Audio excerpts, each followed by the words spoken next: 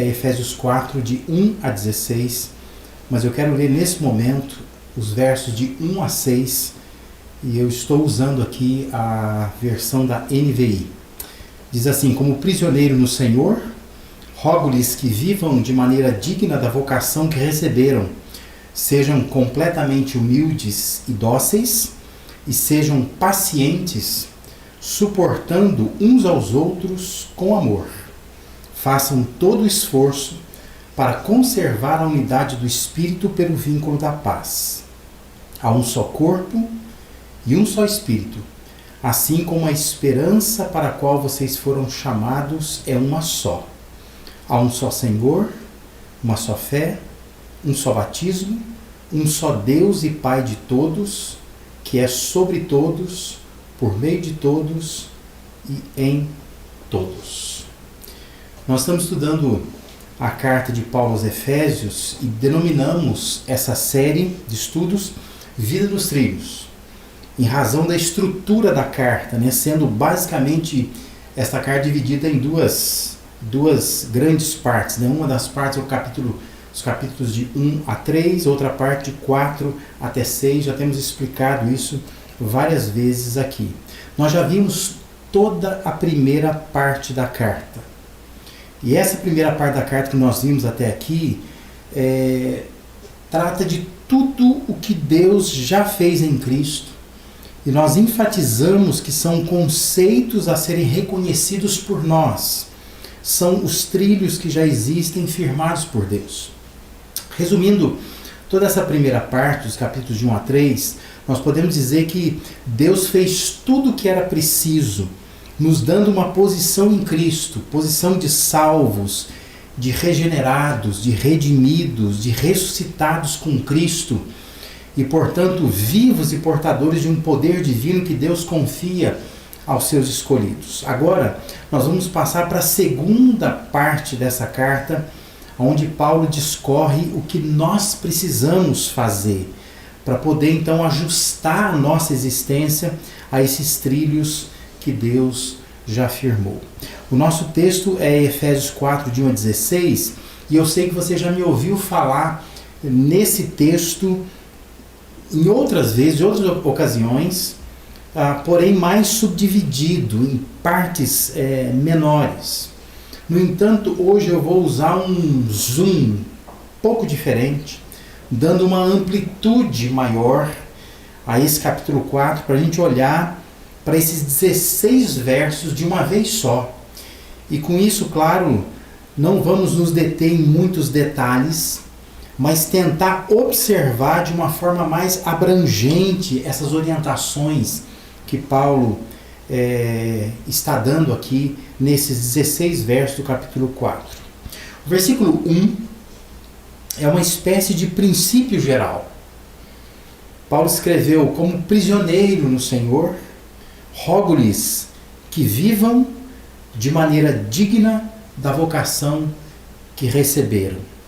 Vivam de maneira digna da vocação. Se você puder grifar isso na sua Bíblia, destacar isso na sua Bíblia, seria bom. Vivam de maneira digna da vocação. Essa é o que nós podemos chamar de uma exortação maior, aonde Paulo ele está fazendo um apelo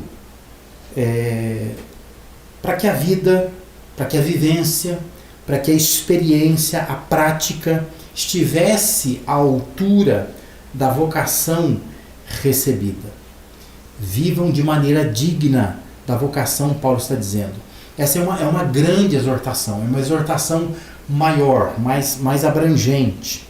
A partir daí, Paulo vai então delinear áreas ou exortações menores, que na verdade são os vários espaços ou instâncias da vida onde se faz necessária uma adequação a esse padrão de Deus.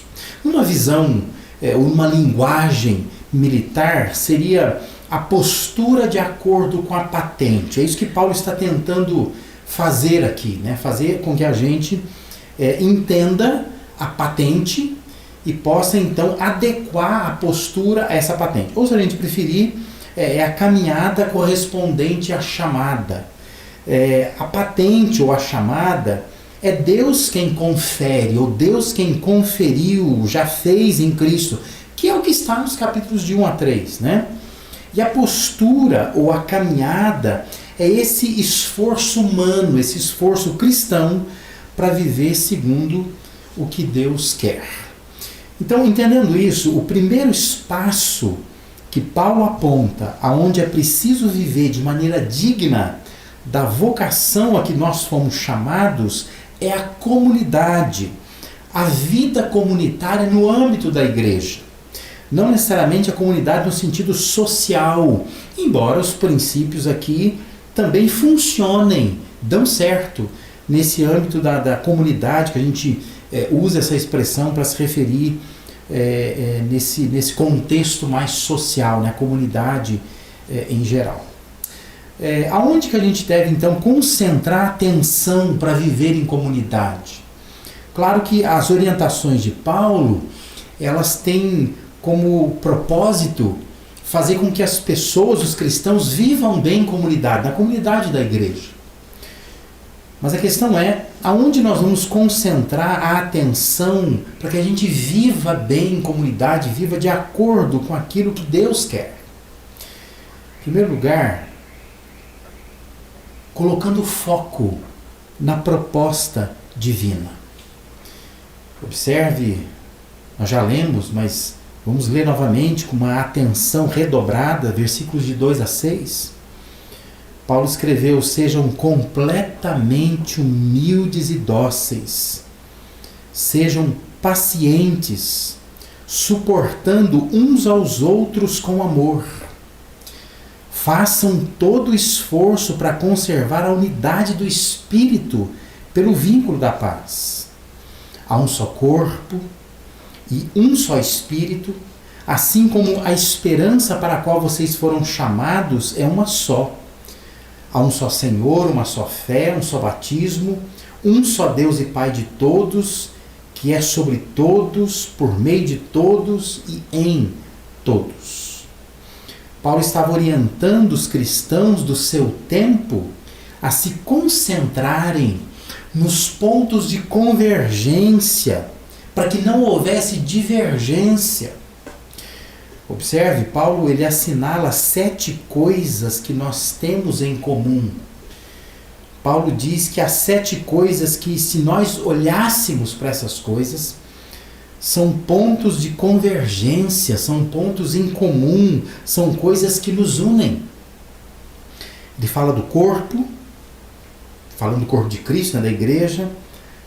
Somos um corpo, temos um mesmo Espírito, o Espírito Santo, temos uma mesma esperança, nós temos um Senhor só, que é o Senhor Jesus Cristo, nós temos uma mesma fé, um mesmo corpo doutrinário, uma mesma declaração de fé, nós temos um só batismo, que não deve ser o batismo nas águas, mas aqui fala do batismo no Espírito Santo. Todos nós fomos batizados no Espírito Santo, no mesmo Espírito, como é dito também na primeira carta aos Coríntios, capítulo 12, e diz que nós também temos um Deus e Pai, um só Deus e Pai. Paulo nos desafia a olhar para o que nos une e não para o que nos diferencia, nos distancia. No meio de um universo de diferenças que caracterizam cada pessoa e cada igreja local, é preciso olhar e valorizar os pontos que nos unem. Quando o nosso foco está naquilo que une, o que une ajuda a manter as atitudes de humildade, de mansidão, de paciência, que são formas de oferecer suporte às pessoas com as quais nós convivemos. A proposta de Deus não é uma negação das diferenças, não é isso que Paulo está tratando aqui. Essas diferenças, claramente, elas existem. Deus não está negando isto. Mas a proposta de Deus é uma afirmação de que o que nos une tem que ter mais força do que aquelas coisas que nos distanciam. justamente porque aquilo que nos distancia pode ser vencido com a disposição de suportar uns aos outros, com humildade, com mansidão, com paciência. Você quer viver bem em comunidade? Mantenha o foco na proposta divina. Fixe os seus olhos no que converge e não no que diverge. E isso serve para qualquer tipo de relacionamento. Família, no casamento, pais e filhos, no trabalho, na escola e por aí vai. Mas nós precisamos fixar os nossos olhos naquelas coisas que convergem, não naquelas que divergem. Porque a nossa tendência, muitas vezes, é a gente colocar os olhos nos defeitos, nos problemas, nas más qualidades, naquilo que eu não gostei em alguém. E a proposta de Deus é que a gente fixe os olhos naquelas coisas que podem nos unir e não naquelas coisas que podem nos dividir. Essa é uma postura que combina melhor com a patente do cristão. E é importante que nós compreendamos o que Paulo está propondo aqui no texto de Efésios capítulo 4. Nós precisamos manter o foco na proposta divina. Em segundo lugar, nós precisamos também manter o foco no processo divino. Observe comigo versículos de 7 a 13 do capítulo 4 de Efésios. Paulo diz: a cada um de nós foi concedida graça, conforme a medida repartida por Cristo. Por isso é que foi dito: quando ele subiu em triunfo às alturas, levou cativo muitos prisioneiros e deu dons aos homens. O que significa ele subiu, senão que também descer às profundezas da terra? Aquele que desceu é o mesmo que subiu acima de todos os céus, a fim de encher todas as coisas.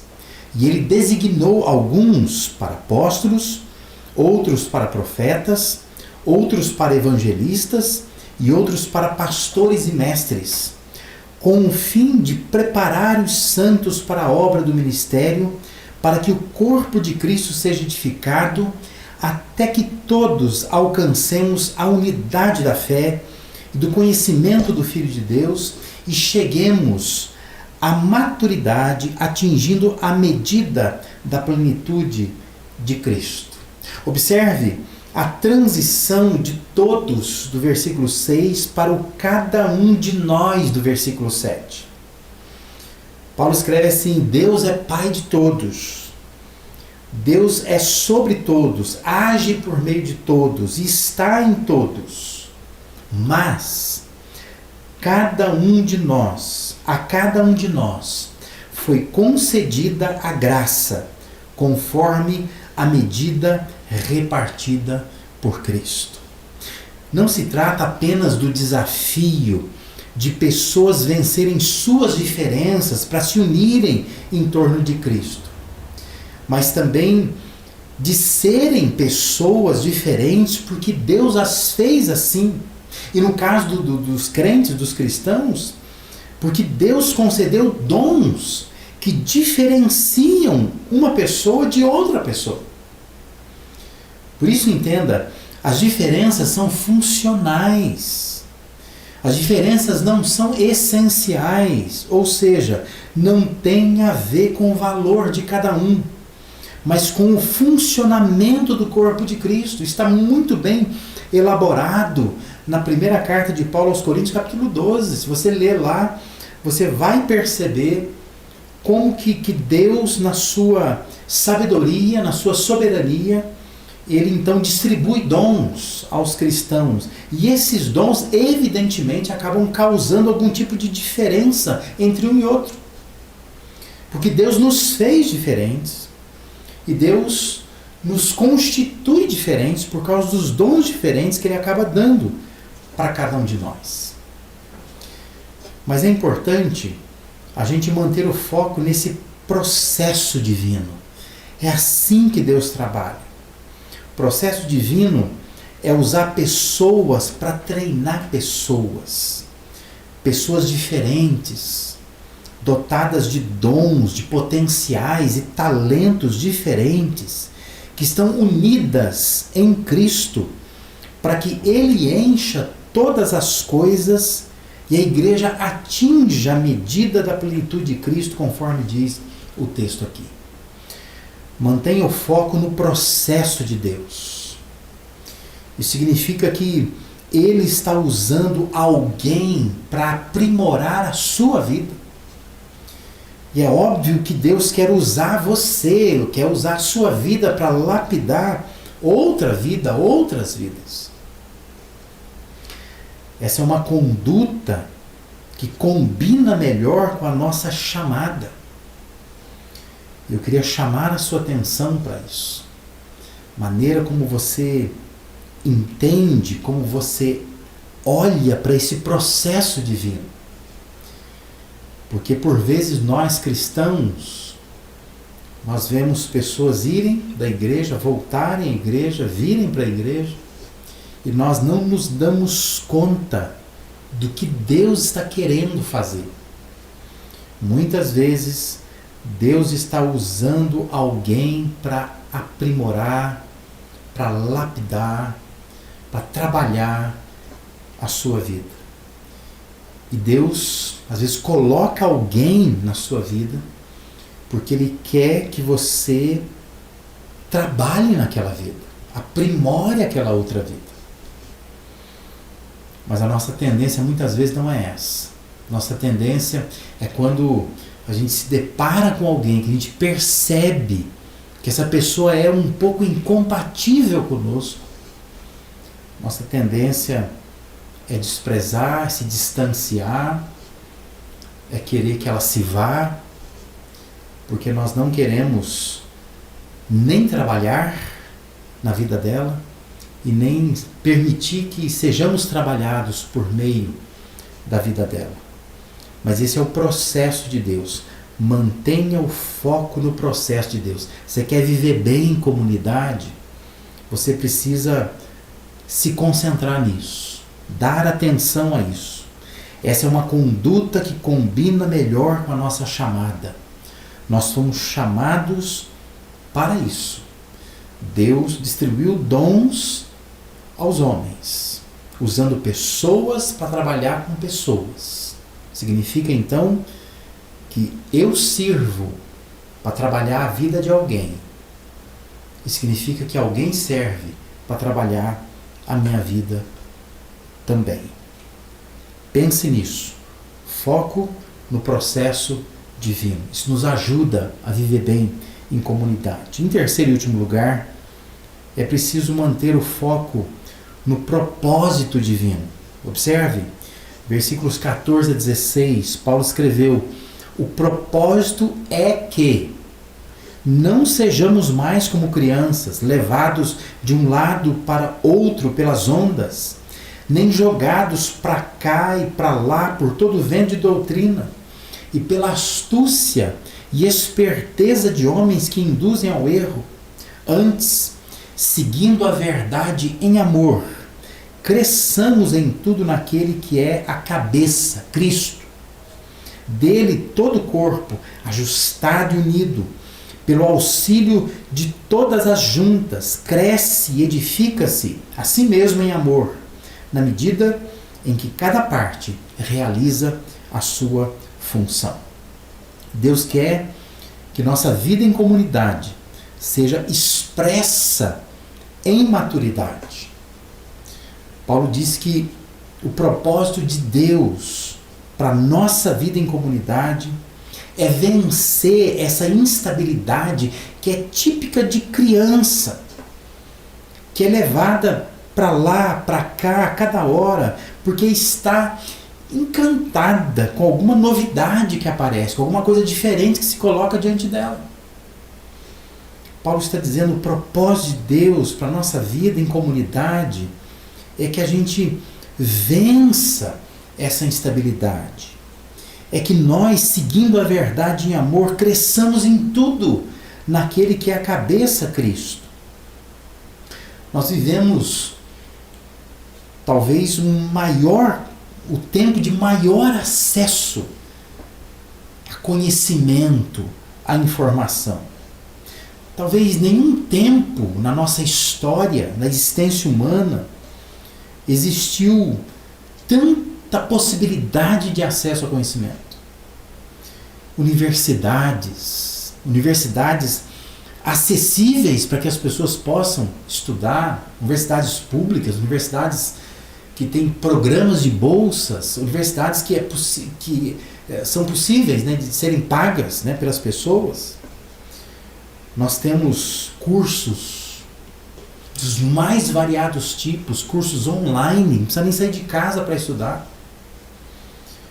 Nós temos leis que obrigam a estudar, leis que obrigam o próprio Estado a oferecer condições, ou escolas a oferecer condições. Nós temos internet, nós temos equipamentos, nós temos muito subsídio para a gente pensar que nós vivemos um tempo onde ter acesso à informação, ao conhecimento, não é algo difícil. É muito fácil. Mas não é difícil perceber como está faltando tato, como está faltando bom senso, como está faltando sabedoria, como está faltando sensibilidade, como está faltando maturidade. Por isso, presta atenção numa coisa. Não é de conhecimento que mais estamos precisando.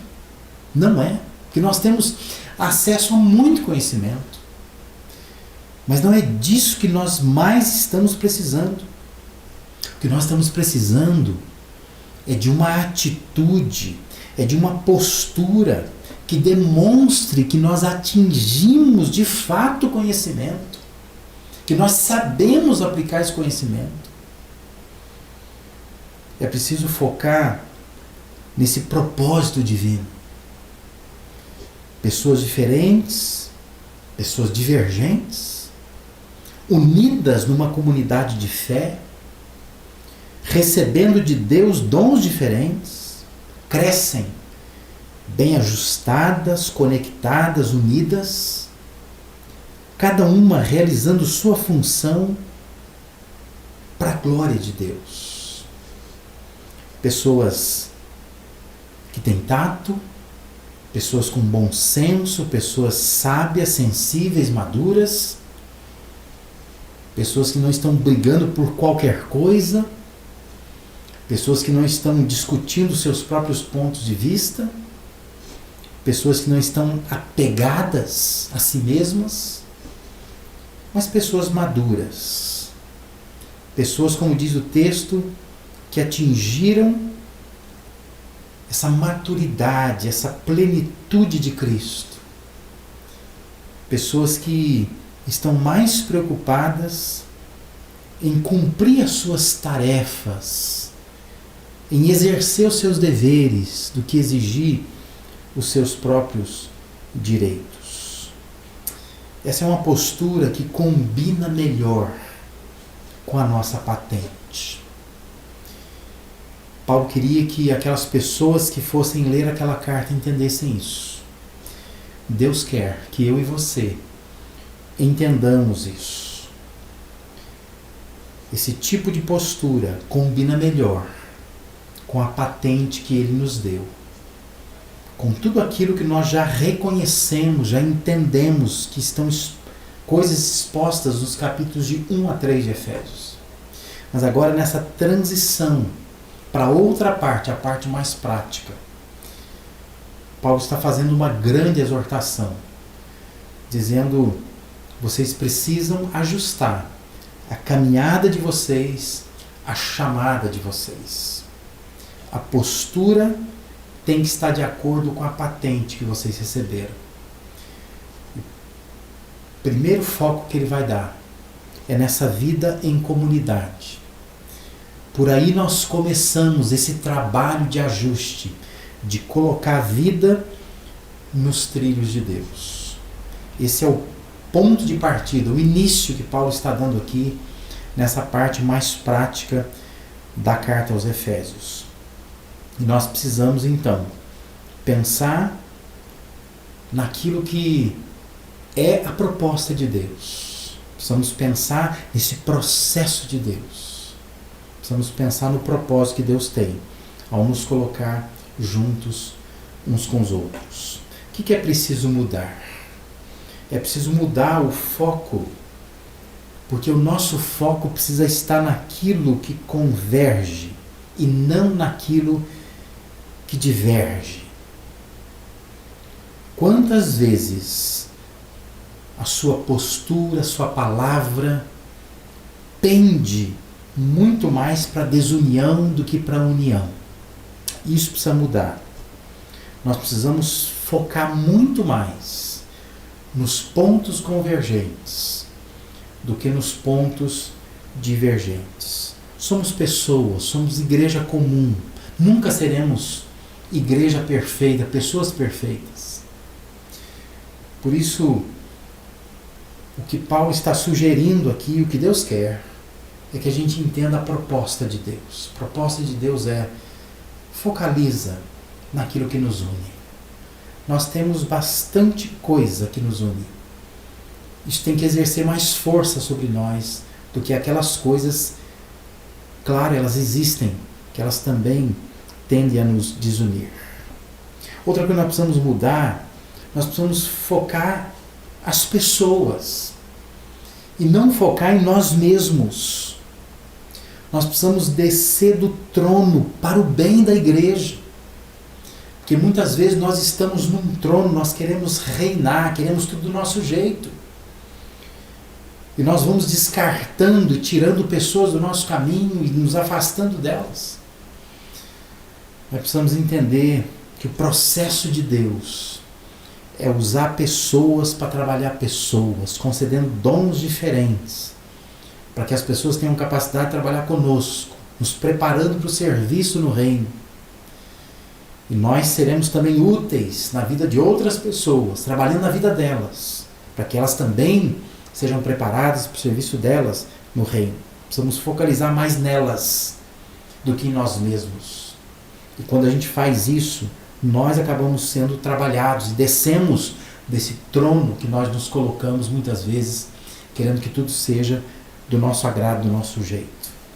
Uma terceira coisa a mudar, nós precisamos focar na maturidade e não só no conhecimento. Muitos cristãos conhecem demais a Bíblia, tem carreira cristã, tem estrada, tem chão na vida cristã, na vida de igreja, mas ainda são pessoas que não são maduras, conhecem bastante, mas ainda estão perdidas em discussões tolas, estão envolvidas com coisas que não deveriam, porque têm conhecimento de sobra, mas não têm maturidade. Por isso eu quero encerrar recordando o provérbio 23:15, que diz assim: meu filho, se o seu coração for sábio, o meu coração se alegrará. Que você durma hoje com essa palavra, com essa frase curta de Provérbios 23:15. Isso aqui é palavra de um homem ao seu filho, palavra de Deus a nós, seus filhos. Meu filho, se o seu coração for sábio, o meu coração se alegrará. Que você ouça Deus te dizendo isso: meu filho, se o teu coração for sábio, o meu se alegra. Que a gente possa sair deste culto, encerrar esse tempo aqui de reflexão na sua palavra, querendo de fato focar na proposta que Deus tem, focar no processo que Deus tem, focar no propósito que Deus tem. Fazendo isso, eu tenho absoluta certeza que nós vamos viver bem em comunidade. E aqui, a partir daqui, nós estamos colocando então nossa vida nos trilhos de Deus, entendendo que Deus já nos deu uma patente, Deus já nos fez uma chamada, uma vocação. E agora então nós vamos corrigir as nossas pisadas, nós vamos corrigir a nossa caminhada, nós vamos adequar a nossa vida àquilo que Deus já traçou.